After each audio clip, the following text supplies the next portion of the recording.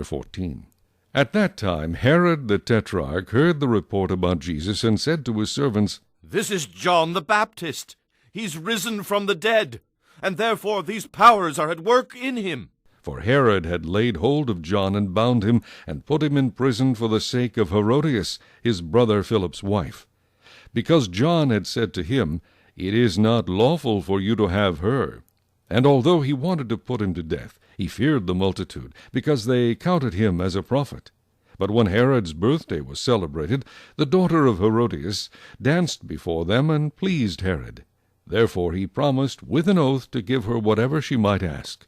So she, having been prompted by her mother, said, "Give me John the Baptist's head here on a platter." And the king was sorry. Nevertheless, because of the oaths and because of those who sat with him, he commanded it to be given to her.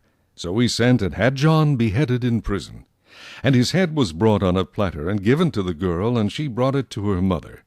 Then his disciples came and took away the body and buried it, and went and told Jesus. When Jesus heard it, he departed from there by boat to a deserted place by himself. But when the multitudes heard it, they followed him on foot from the cities. And when Jesus went out, he saw a great multitude, and he was moved with compassion for them, and healed their sick.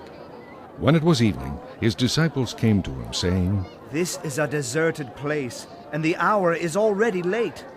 Send the multitudes away, that they may go into the villages and buy themselves food." But Jesus said to them, "They do not need to go away. You give them something to eat." And they said to him, "We have here only 5 loaves and 2 fish." He said, "Bring them here to me."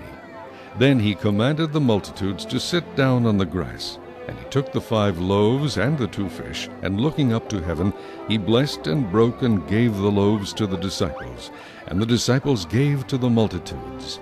So they all ate and were filled, and they took up 12 baskets full of the fragments that remained.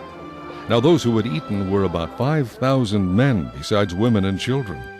Immediately Jesus made his disciples get into the boat and go before him to the other side, while he sent the multitudes away. And when he had sent the multitudes away, he went up on the mountain by himself to pray. Now when evening came, he was alone there. But the boat was now in the middle of the sea, tossed by the waves, for the wind was contrary. Now in the 4th watch of the night Jesus went to them, walking on the sea. And when the disciples saw him walking on the sea, they were troubled, saying, "It is a ghost," and they cried out for fear.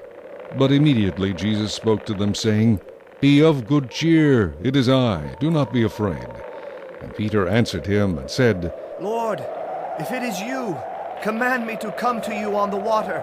So he said, "Come." And when Peter had come down out of the boat, he walked on the water to go to Jesus. But when he saw that the wind was boisterous, he was afraid, and beginning to sink, he cried out, saying, "Lord, save me!" And immediately Jesus stretched out his hand and caught him, and said to him, "O you of little faith, why did you doubt?"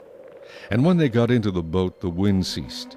Then those who were in the boat came and worshipped him, saying, "Truly, you are the Son of God." When they had crossed over, they came to the land of Gennesaret. And when the men of that place recognized him, they sent out into all that surrounding region, brought to him all who were sick, and begged him that they might only touch the hem of his garment.